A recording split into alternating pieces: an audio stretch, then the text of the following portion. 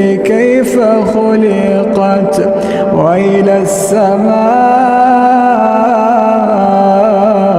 كيف رفعت وإلى الجبال كيف نصبت وإلى الأرض كيف سطحت فذكر إنما